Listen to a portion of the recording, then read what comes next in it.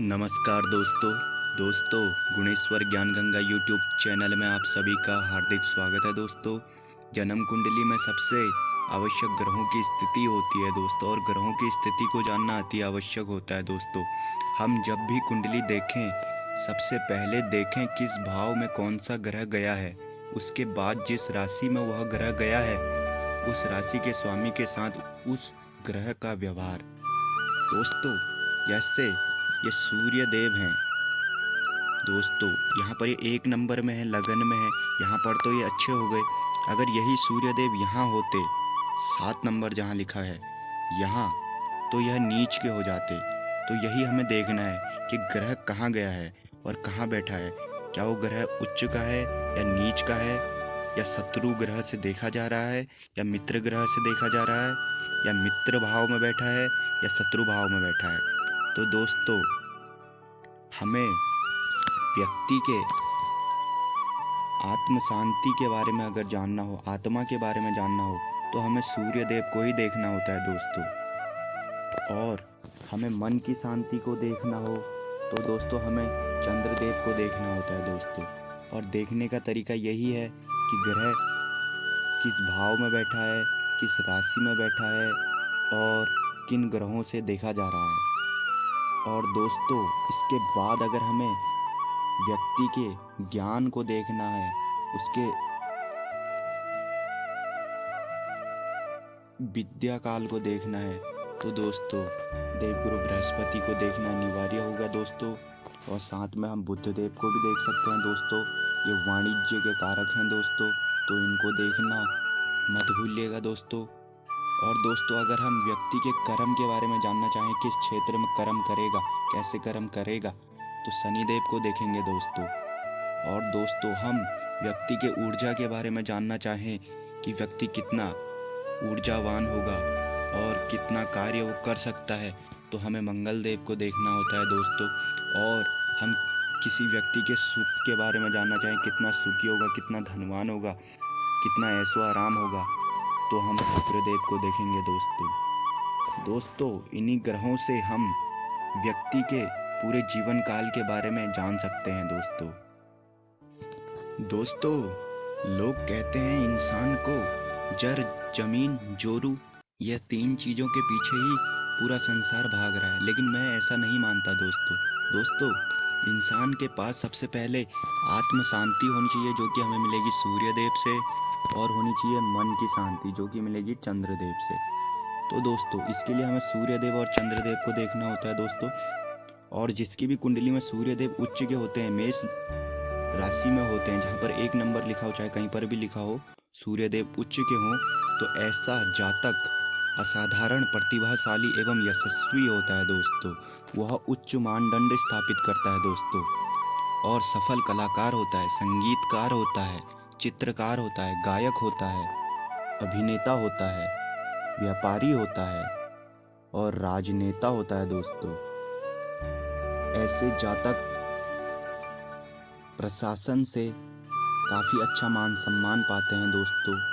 घर में, सोसाइटी में, कहीं भी इनको अच्छा मान सम्मान मिलता है दोस्तों। और इसके बाद हम चंद्रदेव की बात करें, तो चंद्रदेव वृषभ राशि में ही उच्च के होते हैं। अगर किसी भी जातक के 2 नंबर में चंद्रदेव लिखे हों कहीं पर भी, तो यह उच्च के होते हैं दोस्तों।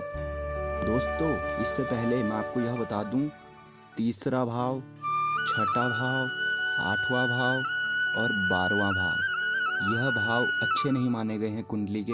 इनको त्रिक भाव कहते हैं दोस्तों। यहाँ कोई भी ग्रह बैठा हो तो वह बुरा रिजल्ट ही देता है दोस्तों। अगर यहाँ इन भावों में शुभ ग्रह बैठे हों तो वह ग्रह अपनी शुभता खो देते हैं दोस्तों।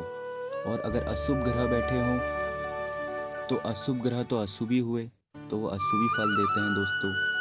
आइए हम चंद्रदेव की बात कर लें दोस्तों। चंद्रदेव जिसकी भी कुंडली में 2 नंबर में लिखे हों, तो ऐसा जातक दोस्तों गुणवान होता है, कल्पनाशील होता है, वह संगीतकार होता है दोस्तों, वह काव्य शास्त्री हो सकता है दोस्तों, ललित कला में माहिर हो सकता है दोस्तों, कलाकार होता है दोस्तों, संगीतकार होता है, और वह रूमानी मिजाज का होता है दोस्तों, गुणवान होता है दोस्तों, और आदर्शवादी होता है दोस्तों।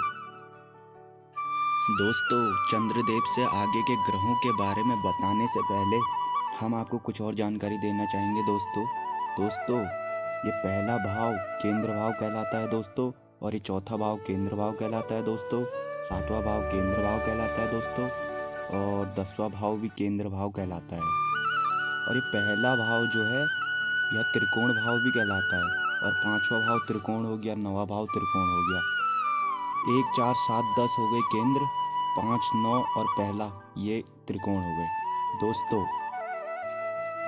अब हम आगे जानेंगे दोस्तों। यह हो गया धर्म, और यह हो गया अर्थ, यह हो गया काम, यह हो गया मोक्ष।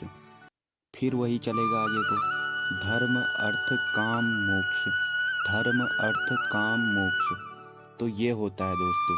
और दोस्तों, जिस जातक के ज्यादा ग्रह धर्म भाव में बैठे हों तो वह जातक निश्चित ही धर्मी होगा, धर्मात्मा होगा, धर्म को मानने वाला होगा, धर्म को जानने वाला होगा, और धर्म ही करने वाला होगा दोस्तों। ये पहला भाव धर्म का भाव है, और दूसरा धर्म का भाव ये है दोस्तों, और तीसरा धर्म का भाव जो है वो ये है। इसलिए ये त्रिकोण बन गया दोस्तों कुछ इस प्रकार से। ये जो भी ग्रह धर्म भाव में बैठे हों, मतलब जिस ज्यादा ग्रह धर्म भाव में बैठे हों तो ऐसा जातक धर्मात्मा होता है, और जिसके ज्यादा ग्रह अर्थ भाव में बैठे हों तो वह जातक अर्थ के मामले में निपुण होता है, उसके पास खूब धन संचय होता है, वह ज़्यादा से ज़्यादा कमाने की ही सोचता है, इस वजह से धन संचय भी होता है, और भूमिपति हो सकता है ऐसा व्यक्ति। और जिसके ग्रह ज़्यादा काम त्रिकोण में बैठे हों, यह हो गया काम त्रिकोण दोस्तों। कुछ इस प्रकार से यह त्रिकोण बनेगा दोस्तों। तो वह जातक थोड़ा तो ऐसे जातक के बारे में थोड़ा संचय हो सकता है दोस्तों।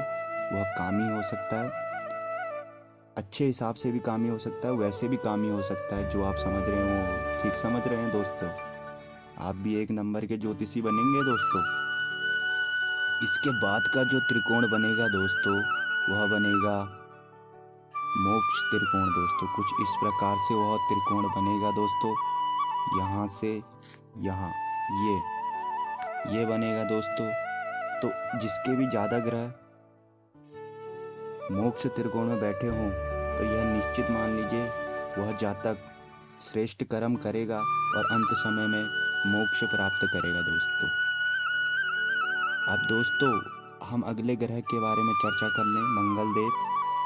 मंगलदेव जिसकी कुंडली में अच्छे हों, अच्छे भाव में बैठे हों और बढ़िया तरीके से बढ़िया ग्रहों से देखे जा रहे हों, मित्र ग्रहों से देखे जा रहे हों, तो ऐसा जातक साहसी होता है दोस्तों, बलवान हो सकता है दोस्तों, शक्तिशाली हो सकता है, और शौर्यवान होगा दोस्तों, संयमी होगा दोस्तों, क्षमाशील भी होगा दोस्तों, और दानी हो सकता है दोस्तों। वह जातक आर्मी, पुलिस फोर्स ऐसी चीज़ों में ज़्यादातर देखा जाएगा दोस्तों, या फिर स्पोर्ट्स में। और बुध देव के लिए छठा भाव भी अच्छा ही माना गया है, क्योंकि काल पुरुष की राशि में यहाँ पर इनकी खुद की राशि कन्या राशि आ जाती है, तो इस वजह से यह भाव इन्हीं का हुआ दोस्तों। ऐसा जातक अत्यंत बुद्धिमान और चालाक होता है दोस्तों। ऐसा जातक कभी कभी मक्कार भी हो सकता है, धूर्त हो सकता है दोस्तों। और ऐसा जातक अभिनेता होता है दोस्तों, वक्ता होता है, वकील होता है, वैज्ञानिक होता है, व्यापारी होता है, और लेखक हो सकता है दोस्तों। बुधदेव व्यक्ति को वाक्पटु बना देते हैं दोस्तों। बुधदेव अगर कुंडली में अच्छी जगह स्थित हों तो दोस्तों। इसके बाद हम देवगुरु बृहस्पति की बात कर लें। देवगुरु बृहस्पति अगर अच्छी जगह स्थित हों और अच्छी राशियों में बैठे हों, मित्र ग्रहों से देखे जा रहे हों, तो ऐसा जातक नेतृत्व क्षमता वाला, लेखन में माहिर और धर्मशास्त्री होता है दोस्तों। वह अधिकार का देवता हो सकता है दोस्तों। स्वाभिमानी होता है, बुद्धिमान होता है, विद्वान होता है और न्यायाधीश हो सकता है, परोपकारी हो सकता है, वचन पालक हो सकता है, उच्च अधिकारी हो सकता है। दोस्तों, यह सब बातें हम देवगुरु बृहस्पति से जान सकते हैं दोस्तों। इनके बाद हमें देखना होगा शुक्रदेव। शुक्रदेव यहाँ पर मीन राशि में 12वें घर में लिखे हैं। अभी मैंने आपसे कहा था कि 12वें घर में ग्रह अच्छे नहीं माने जाते हैं, लेकिन 12वें घर में एक शुक्रदेव भी ऐसे हैं जिनको सर्वोत्तम माना गया है। यहाँ ये बहुत अच्छा रिजल्ट देते हैं। ऐसा जातक सौभाग्यशाली होता है दोस्तों जिसके 12वें घर में शुक्रदेव होते हैं, क्योंकि ये व्यय का भाव है दोस्तों। और शुक्रदेव यहाँ पर होंगे तो जातक अपने ही सुखों पर व्यय करेगा, तो इसलिए यह भाव में शुक्रदेव को अच्छा माना गया है दोस्तों। और शुक्रदेव की खासियत, इनकी क्वालिटी कुछ इस प्रकार हैं दोस्तों।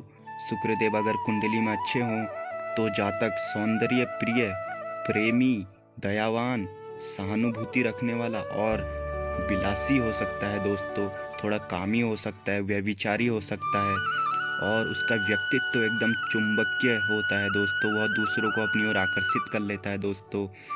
और विपरीत सेक्स में लोकप्रिय होता है दोस्तों। अगर लड़का है तो लड़की के प्रति, लड़की है तो लड़का के प्रति, ये इनका सीन रहता है दोस्तों। और इसके बाद हम शनिदेव की बात कर लें दोस्तों। यह है कर्म कारक ग्रह दोस्तों। सभी को कर्म देने वाले यही हैं दोस्तों। इनको अच्छी तरीके से जांचना पड़ता है दोस्तों। अगर यह कुंडली में अच्छी जगह बैठे हों तो जातक प्रबल भाग्यशाली होता है दोस्तों। वह एकांत प्रिय होता है, थोड़ा रहस्यवादी होता है दोस्तों, किसी में एकदम घुलता मिलता नहीं है दोस्तों। उसके अंदर ही अंदर एक दुनिया चलती है, वह उसी में ही मगन रहता है दोस्तों। थोड़ा चिंताशील होता है दोस्तों। वह जादूगर हो सकता है दोस्तों, वैज्ञानिक हो सकता है दोस्तों, रसायन शास्त्री हो सकता है और तांत्रिक भी हो सकता है, इंजीनियर हो सकता है दोस्तों, साहित्यकार हो सकता है दोस्तों, गुप्त विद्याओं का जानकार हो सकता है दोस्तों। शनिदेव की क्वालिटियाँ अथाह हैं दोस्तों। शनिदेव को अच्छी तरीके से जांचना होता है दोस्तों। इनके बाद राहुदेव आ जाते हैं दोस्तों। राहुदेव और केतुदेव, इन सभी ग्रहों के फल को या तो कम कर देते हैं या तो बढ़ा देते हैं। जैसे अगर केतुदेव देवगुरु बृहस्पति के साथ हो तो बृहस्पति देव के फल को यह 4 गुना बढ़ा देंगे दोस्तों। अब चाहे बृहस्पति देव अच्छे हों या बुरे हों, केतुदेव उनके साथ बैठ जाएं तो अच्छे होंगे तो तुम्हारे फल को 4 गुना बढ़ा देंगे, अच्छा फल देंगे। अगर बुरे होंगे तब भी 4 गुना बढ़ाएंगे, वो बुरा फल तुमको 4 गुना फिर दबा के मिलेगा।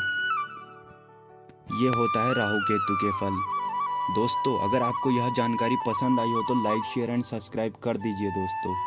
धन्यवाद।